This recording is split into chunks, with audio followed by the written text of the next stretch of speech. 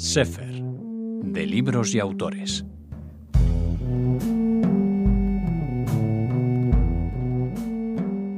Bienvenidos a Radio Sefarad, a nuestro espacio Sefer de libros y autores, en el que tenemos la suerte de contar con José Sánchez Tortosa. Bienvenido, José. Muchas gracias, encantado. Es buen amigo de Radio Sefarad, ya lo saben todos ustedes. Has estado aquí en el estudio en diferentes ocasiones y en esta lo haces para presentar ese Máscaras Vacías que bueno, del que nos vas a hablar y que cómo definirías así en un primer momento. Ya sabemos que hay contenidos que nos interesan especialmente, pero te agradeceríamos que nos realizaras así una visión global del libro. Pues bueno, el libro es un trabajo de bastantes años y realmente el objetivo era hacer un tratado filosófico acerca de la identidad, digamos. Ese era el objetivo de fondo. Entonces realmente el título me vino casi impuesto por al explorar ese ámbito, lo que me fui dando cuenta es que realmente, aunque esto es un tópico que viene ya del mundo griego y sobre todo del barroco español, pero que quizá estaba como multiplicado exponencialmente en nuestra sociedad, en el sentido de que vivimos una especie de juego de máscaras, ¿no? Que vivimos una especie de teatro impostado, ¿no? Artificial, y que en un mundo como el que vivimos ahora, en el cual digamos que los lazos sociales, ¿no? Los valores tradicionales se han ido perdiendo, lo que ha sustituido a ese marco es un burbujeo, ¿no? Como borbotones de identidades que, digamos, dispersan, ¿no? y rompen los vínculos comunes de ciudadanía, ¿no? Entonces, eso tenía que explicarse yo entendía que tenía que explicarse a partir de una fundamentación filosófica, digamos. Realmente esto lo que pretende ser es un tratado de ontología, es decir, de un estudio del ser, porque al fin y al cabo la identidad se supone que se presenta o se vive como el ser de cada sujeto individual, ¿no? Yo lo que veía ahí es que, digamos, que eso se daba en un plano más bien de apariencias o de espejismos, y que en el fondo esas identidades que están ocupando el lugar de lo político, en el fondo eran máscaras vacías, ¿sí? Que no estaban sostenidas por una realidad positiva, ¿no? Material. Y entonces ahí lo que digamos, los peligros que yo veía es en fin, son muchos, ¿no? Pero bueno, un narcisismo exacerbado, ¿no? Un individualismo que dispersa, ¿no? Que fragmenta la sociedad. En ese contexto también yo creo que se pueden explicar el florecimiento de nuevas, digamos, supersticiones, ¿no? Una especie de vuelta, una especie de pensamiento mágico. Por supuesto, el rebrote de nacionalismos, secesionistas, segregadores o incluso de raíz o de matriz etnicista. Yo creo que eso se explicaba o se puede explicar en buena medida a partir de esos principios teóricos, digamos. Y en lo que tiene que ver con el antisemitismo, ¿qué desenmascaras en este libro? Bueno, pues precisamente en el caso del antisemitismo, como sabes, nosotros preferimos el término antijudaísmo, incluso judeofobia. El antijudaísmo es un fenómeno que muestra de manera especialmente clara este juego vacío de máscaras, porque el antisemitismo, el antijudaísmo, se disfraza de antisionismo, se disfraza de antiimperialismo, por ejemplo, o de anticolonialismo, cuando realmente lo que está ocultando es un odio social, una fobia social, transversal, en buena medida transversal, y sobre todo muy persistente, ¿no? El rebrote de antijudaísmo que hemos vivido desde el año pasado, yo creo que incluso nos ha sorprendido hasta los más pesimistas, ¿no? Hablas también en el libro, o conectas de alguna manera, fenómenos como ese antijudaísmo con la manipulación ideológica y el vacío moral que hay en determinados sectores, en ciertos sectores de las sociedades. Sí. Cuando lo que triunfa, una de las claves, a mi entender, digamos, del éxito de las identidades en este sentido, ¿no? El sentido de juego de máscaras, ¿no? De hipóstasis del yo, de la subjetividad, es el elemento de la voluntad. Entonces, cuando la voluntad se sobrepone al pensamiento racional, en el límite todo está justificado. De esa manera, digamos que los principios de la lógica o incluso los principios empíricos, las pruebas o los hechos, quedan relegados a un segundo plano. El problema ya no es que se difundan bulos, digamos, o mentiras. El problema es que la verdad ha dejado de ser un criterio de valor. Y entonces ahora, por encima de los principios de la lógica, está la voluntad y, por lo tanto, las identidades. Realmente el problema de nuestras sociedades, ya digo, no es que se difundan mentiras, eso ha pasado siempre. O que la mentira sea un arma de poder también, eso ha sucedido siempre, como es lógico, ¿no? El poder juega con ficciones, ¿no? Es una artesanía de pasiones fortalecida, ¿no? O basada en el ámbito de lo simbólico, de las imágenes, ¿no? Cuando los utópicos del mayo del 68 decían la imaginación al poder, olvidaban a los principios básicos de Maquiavelo y, por supuesto, de Spinoza. La imaginación siempre ha estado en el poder, porque el poder juega precisamente con las imágenes, con esas pantallas, ¿no? Fantasmagóricas y, por lo tanto, con la imaginación. Entonces, el problema no es jugar con la imaginación y, por lo tanto, con mentiras, sino haber relegado la verdad y el conocimiento a una especie de privilegio decadente de élites y represor occidental, etcétera, ¿no? De tal manera que se pueden defender, en fin, sin ningún rubor y con un éxito, digamos, masivo bastante notable, en fin, barbaridades que van contra la más mínima lógica, como, en fin, pues toda la propaganda antijudía después de los atentados del 7 de octubre. Y ahí entran, por ejemplo, las redes sociales y los medios de comunicación, por supuesto, algo de lo que también hablas, examinando su papel y el de los intelectuales. Un trabajo, una labor complicada la que tenéis, los que os dedicáis a pensar. Sí, porque salvo algunas figuras muy concretas y hoy día ni siquiera, realmente el eco que pueda tener la voz de alguien que intenta analizar y entender lo que está pasando es mínima, ¿no? El sonido de las redes sociales y de los medios de comunicación que en buena medida se han contagiado, ¿no? de los métodos de las redes sociales, ahí no cabe el pensamiento racional. Sencillamente, como ya sabía el propio Maquiavelo, frente a dos ideas, y luego lo explica de manera mucho más precisa Spinoza, frente a dos ideas se impone la más fuerte, no la que es más verdadera. Y en un mundo en el que, ya digo, las élites intelectuales o bien, en fin, son cómplices de esa ignorancia masificada, o bien sencillamente no tienen poder, pues eso yo creo que es muchísimo más, está mucho más presente, ¿no? Y es más peligroso también.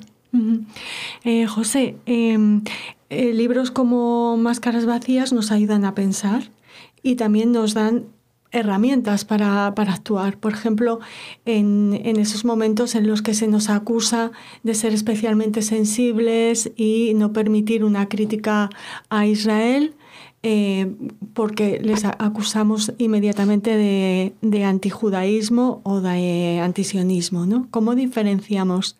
¿Cómo se puede diferenciar o cuándo tenemos derecho a denunciar una crítica ilegítima, una que es realmente una crítica antisemita o una manifestación antisemita?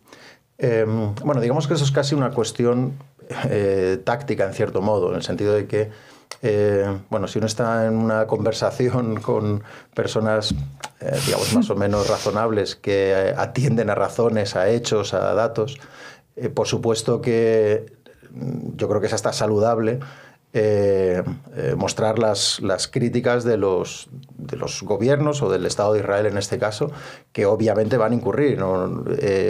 Desde un punto de vista, en fin, analítico, materialista, filosófico, la diferencia del Estado de Israel y cualesquiera otros estados tendrá que ver con, digamos, con sus acciones, ¿no? El Estado de Israel, de por sí, como cualquier otro Estado, tiene tanto derecho a existir como cualquier otro. Y, por tanto, tanta fuerza como con la cual pueda mantenerse, ¿no? Ahí reside su legitimidad. Que se le puedan hacer críticas, obviamente, y críticas razonadas, porque yo creo que eso es incluso saludable para el propio Estado de Israel. Y las hacen en el propio Israel, ¿no? En efecto, las hacen, ¿no?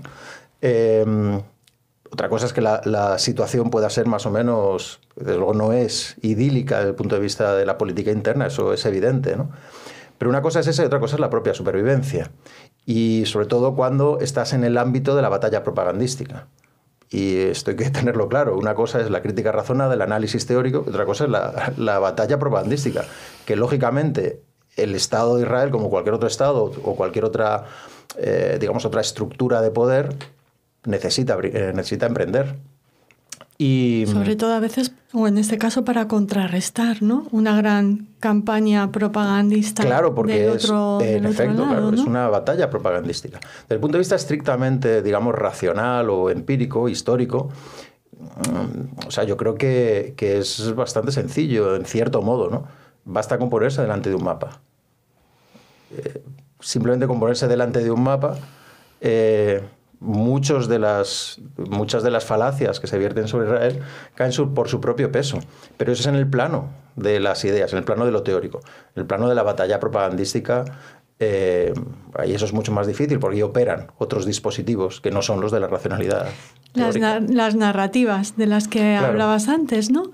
Que además muchas veces se presentan bajo una apariencia de legitimidad que las hace todavía más aterradoras, ¿no? Sí, más eficaces, digamos, y más peligrosas. En cierto modo, eso que se llaman narrativas viene a ser un modo de nuevo de identificación, digamos, ¿no? Es de reconocerte con aquellos con los cuales compartes máscara. De tal manera que,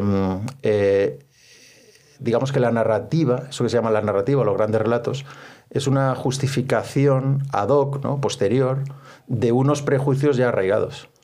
De tal manera que sencillamente se busca o bien un sistema de autosatisfacción, ¿no? o de autoconvencimiento, o bien de cara al exterior de oposición ideológica y propagandística. Pero parten de prejuicios ya establecidos. Con este libro, ¿quieres que se caigan muchas máscaras? Y también, esa es una pregunta fácil,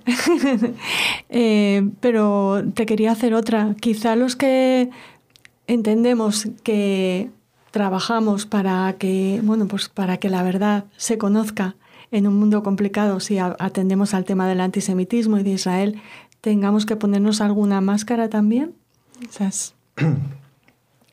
No es una elección, yo creo. Es decir, inevitablemente una sociedad civilizada, a partir de cierto grado de civilización, es inevitable que no juegue con máscaras. Es imposible no vivir en un mundo de máscaras y es saludable, lo saludable yo creo que es saberlo, saber jugar con esas máscaras, ¿no? Y el problema es, esto es una expresión que utilizaba Nietzsche, ¿no? El problema es cuando la máscara se te queda pegada a la cara. Es decir, cuando ya no eres capaz de distinguir entre la máscara y lo que uno es. Lo que yo planteo ahí es que, en cierto modo, lo que no hay es una realidad pura, digamos, subjetiva o individual, que luego se muestra de un modo o de otro, sino que realmente eso que llamamos el yo es producto de una configuración, de un entramado de causas múltiples que van configurando al individuo en tramos, además, sometidos a cambios, ¿no? A una transformación, ¿no?